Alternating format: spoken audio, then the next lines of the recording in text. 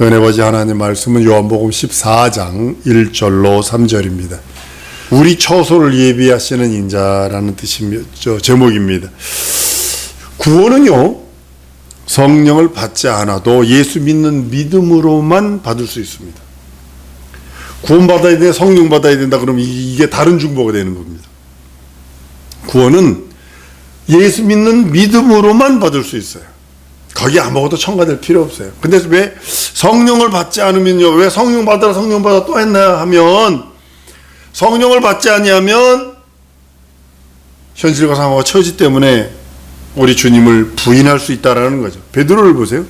베드로가 성령 받기 전에 주는 그리스도 살아계신 하나님의 아들입니다 하더니 3번씩이나 주를 부정했다는 사실이죠. 그 성령 받으라는 것이 두 가지 이유가 있어요. 하나는 네 믿음, 내 믿음이 변치 않고 예수를 부정하지 않도록 하기 위해서 확증하게 인치는 그런 장면이라면, 또 하나는 증인되는 겁니다. 베드로가요, 주님께 살아계신 하나님의 아들이 하더니 비자들 앞에서, 그 일꾼, 그 노예, 여자 노예들 앞에서, 그 종들 앞에서 예수를 부정하죠. 그러니까 성령 받기 전이라서 그래요. 성령 받은 다음에 베드로는 이제 십자가에 거꾸로 못 박혀 죽습니다. 이게 다른 거예요. 예수께서 십자가에서 피 흘리셨어. 그 죽음으로 말미암아 우리의 죄를 사하십니다. 근데 성령으로 말미암지 않고서는 예수를 믿었는데 잠시 믿다가 현실과 상황과 처지가 안 좋으니까 예수를 부인하고 끝내버릴 수 있다는 거죠. 주위에 많은 사람들을 봅니다. 나와 같이 신앙생활했다는 사람들, 청년회장이고 학생회장이었던 사람들이 지금 이상한 모습으로 변해 있는 모습을 봅니다. 예수께서 피 흘리셔서 십자가에서 죽고 부활하심으로 죄 사하셨어요. 예수의 피만이 사람의 죄를 사할 수 있다고 성경 레위기 17장 11절에 육체의 생명은 피에 있음이라 내가 이 피를 너희에게 주어 단에 뿌려 너희의 생명을 위하여 속하게 하였나니 생명이 피에 있으므로 피가 죄를 속한다 라고 말씀을 합니다. 아담은 한 영입니다. 한 영을 창조하셨습니다. 영이 유효하실지라도 하나님은 한 영을 창조하신 이유는 경건한 자손을 얻기 위함이라고 성경은 말씀을 합니다. 예수는 말씀 육신이 되어 오신 분이기에 그 말씀이 하나님이라고 오늘 본문 말씀의 말씀을, 그 말씀은 요한복음 1장 1절에 그 말씀은 곧 하나님이시라. 그 말씀이 영이요 생명이요 영광입니다. 아담의 죄값은 말씀이 육신이 되으신 예수의 죽음으로만 갚을 수 있습니다. 다른 것으로는 불가능합니다. 오직 예수의 그 살찌고 피 흘린 죽음으로만 아담의 죄값을 대속할 수 있습니다. 예수는 그 예수의 그 피가 창세전에 미리 알림 바 되었다라고 합니다. 예수께서 2000년 뒤에 죽은 것은 영원전에, 우주가 만들어지기 전에 계획된 일이라고 베드로전서 1장 20절에 그는 창세전부터 미리 알리신 바 된지라 이 말세에 너희를 위하여 나타나신 바 되었다라고요. 예수의 피는 우주가 창조되기 이전부터 하나님께서 미리 준비하신 언약의 피라고 성경은 말씀하고 있는 것입니다. 예수께서 죽임 당하시려면 유죄 판결을 받아야 돼요. 유죄 판결 받지 않으면요, 예수는 죽을 수 없어요. 합법적으로 죽을 수 없어요. 예수는 죄가 없으신 분이시지만 우리의 죄를 뒤집어 쓰고 유죄 판결을 받으신 거예요. 그러니까 죄를 뒤집어 쓰신 거예요. 빌라도 법정에서 예수는요, 변호하고 뛰쳐나갈 수 있었어요. 근데도 불구하고 죽임 당하는 것이 아버지 뜻이기에 거기서 아무런 변론도 하지 않습니다. 내가 놓을 권세도 있고 정죄할 권세도 있다 했는데도, 그 말을 들었는데도 불구하고 막 초연하게 했습니다. 왜냐하면 인류의 죄를 뒤집어 쓰는 겁니다. 그래서 유죄 판결을 받는 거예요. 마귀가 광야에서 성전에서 뛰어내려라, 돌 먹고 죽어라, 우상 숭배해라, 내게 절해라, 별의별 짓 다 했죠. 만약 예수께서 성전에서 뛰어내려서 죽거나 돌 먹어서 죽었다면 구주가 될 수 없어요. 예수는 우리 죄인 인생의 죄를 담당하시고 죽임 당하셔야 합니다. 그래야 우리의 구세주가 되시는 겁니다. 마침내 예수께서 죄를 담당하시고 우리의 죄인의 죄를 담당하시고 죽으시고 죽으셨다는 것은 죄를 담당했던 뜻이요. 부활하셨다는 소리는 죄가 없는 분을 십자가에 달았다는 뜻입니다. 그리고 그 하나님의 생명으로 사망을 이기심으로 인해서, 사망을 이긴 것은 사망 권세자인 마귀를 이기셨다는 것과 같고, 죽음의 권세를 깨버리셨다는 것과 같고, 사망의 권세를 깨버리셨다는 것과 동일한 것입니다. 마귀는 이미 정죄받았으므로 이제는 예수께서 마귀를 형벌할 날만 남았습니다. 예수께서 부활하심으로 마귀가 유죄 판결을 받고 이제는 죽을 날만 있어요. 즉시 형벌하지 않는 이유는 지난 시간에도 말씀드렸습니다. 예수께서 부활하신 후에 즉시 마귀를 형벌하면 마귀 안에 들어있는 인류도 함께 멸망하기 때문에 마귀에 속한 인류를 건져내시려고 하시는 하나님의 뜻이 있고, 그리고 마귀만 멸망시키고 마귀만 지옥 보게 되기를 원하시는데, 마귀에게 속해 있으면 우리 속에 예수 그리스도가 들어있지 않으면 마귀와 동급으로 취급해버리기 때문에 예수 그리스도의 복음을 받은 자가 나가서 전하기를 원하는 이유가 바로 거기 있는 것입니다. 하나님은 마귀만 멸하시기를 원하시고, 지옥을 만든 이유도 마귀만을 위해서 만들었고 마귀와 그의 사자들을 위하여 지옥을 만들었다고 성경은 말씀을 합니다. 그런데 우리가 인생들이 예수 믿지 않으면, 죄 용서받고 구원받지 않으면, 그리스도의 공로를 힘입지 않으면 마귀와 동급으로 취급해서 함께 갈 수밖에 없다고 말합니다. 성경은 아담이 지은 빚에 대하여 말하고 있습니다.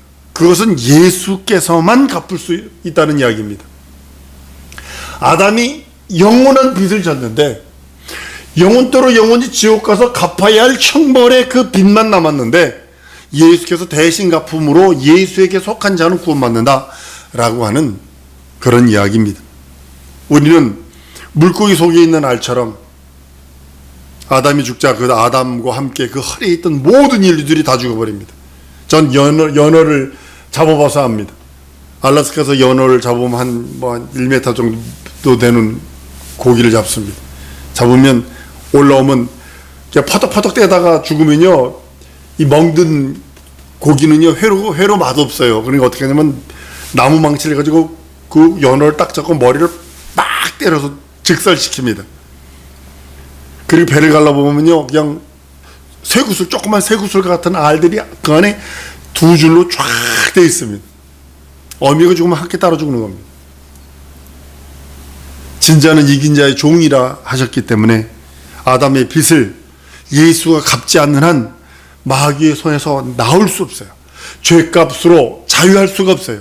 예수께서 죄의 값을 치러버리심으로 인해서 죄로부터 자유해방 탕감을 누릴 수 있고, 예수께서 죄와 저주와 사망을 없애버림으로 인해서 그리스도 예수 안에서만 자유해방 탕감을 누릴 수 있는 능력, 죄에서 자유, 공의의 형벌로부터 자유해방 탕감, 그걸 누릴 수 있다고 성경은 말씀을 합니다.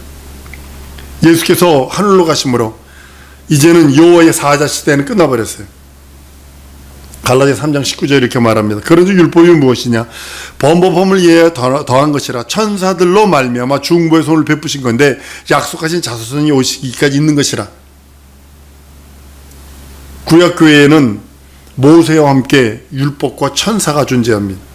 구약시대에는 율법이 지배하던 시대입니다. 오늘 천사들이 지배하던 시대라고 봐도 됩니다. 이것은요 하나님의 아들 인자가 이 땅에 오실 때까지만 맡겨둔 것이라고 성경은 갈라디아 3장 19절에 말씀하고 있는 것입니다. 예수께서 오셔서 율법을 시인하시고 죄값으로 율법을 더 이상 효력이 없도록 만들어 버리셔서 예수 안에서만 자유해방 탕감이요, 예수 안에서만 능력이라고 말씀하는 것입니다. 예수께서 하늘로 올라가신 후에 여호와의 이름을 더 이상 가르쳐주지 않습니다. 여호와의 이름을 부르라고 하지도 않습니다. 예수는 하늘로 가셔서 우리의 처소를 예비하신다고 오늘 본문 말씀에 말씀을 합니다. 예수께서 십자가에 달리셨을 때 함께 우편 강도에게 말합니다. 달려있던 강도에게 말하면 너와 나와 함께 낙원에 있는다고요.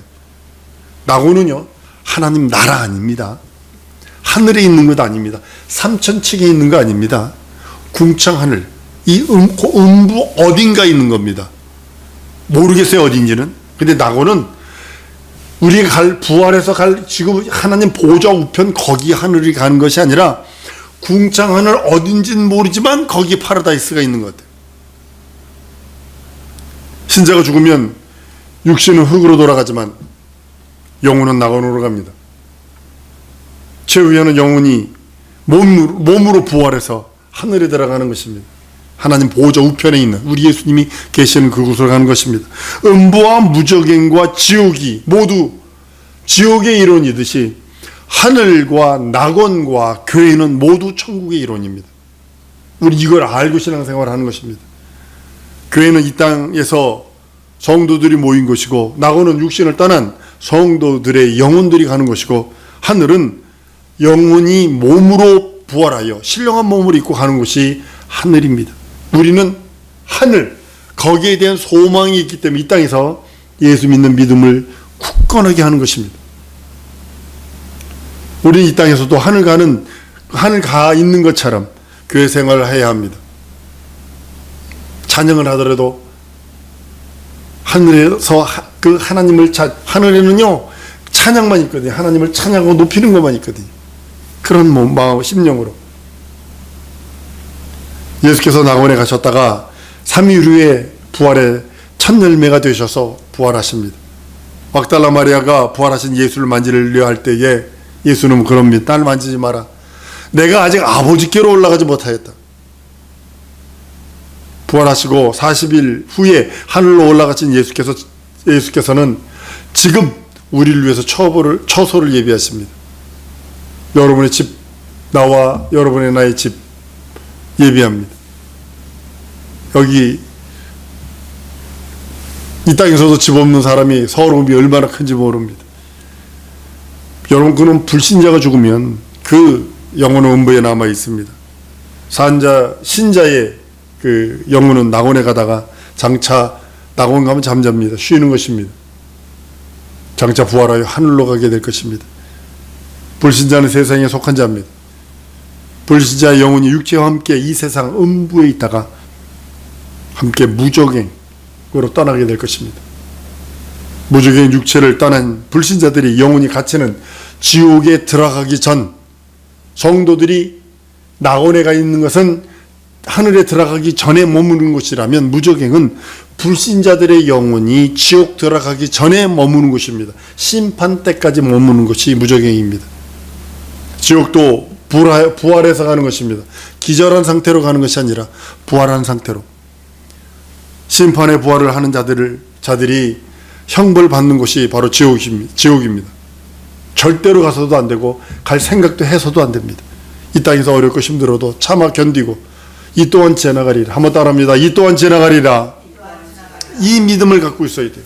어려움과 고통과 눈물과 괴로움과 번민이 있을지라도 이 또한 지나가리라.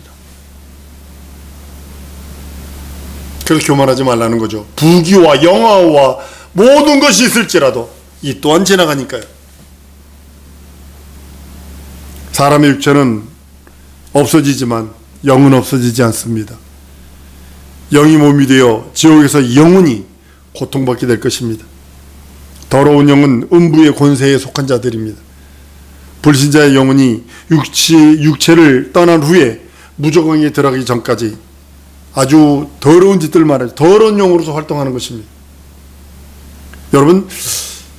여러분과 나의 육체가 얼마나 소중하냐면 육체 있는 동안에만 회개할 수 있어요. 한번 따라하면 육체 있는 동안에만 회개할 수 있고, 육체 있는 동안에만 은혜 받을 수 있고, 육체 있는 동안에 성령을 받을 수 있다.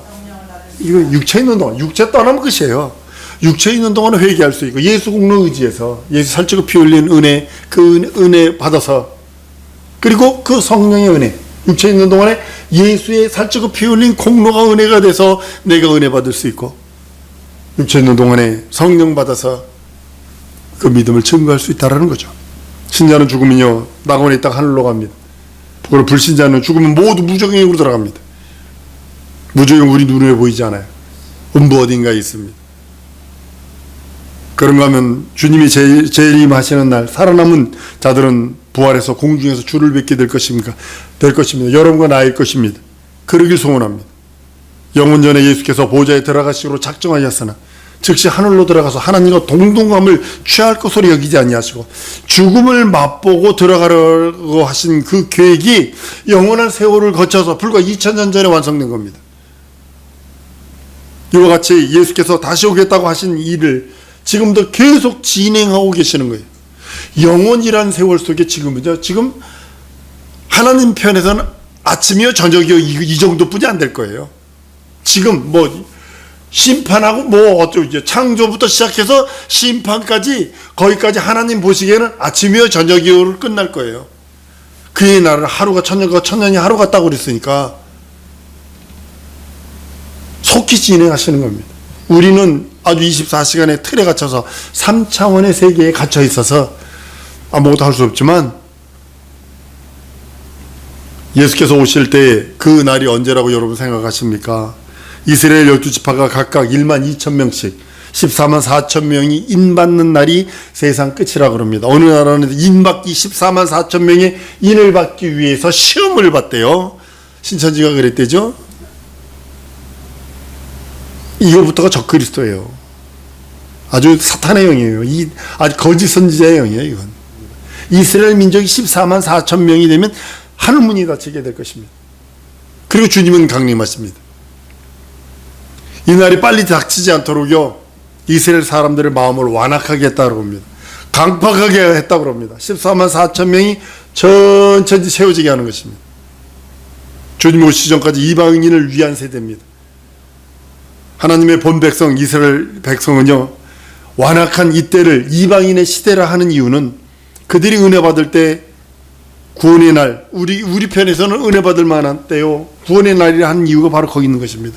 이스라엘 민족이 완악해요. 예수 그러면 선지자지 무슨 구세주고 메시아나. 여러분 정신 차려야 돼요. 지금 미국에서요 몸에 흠 없는 붉은 송아지 몇 마리가 지금 이스라엘로 가고 있습니다. 제3성전에서 번제로 드리기 위해서.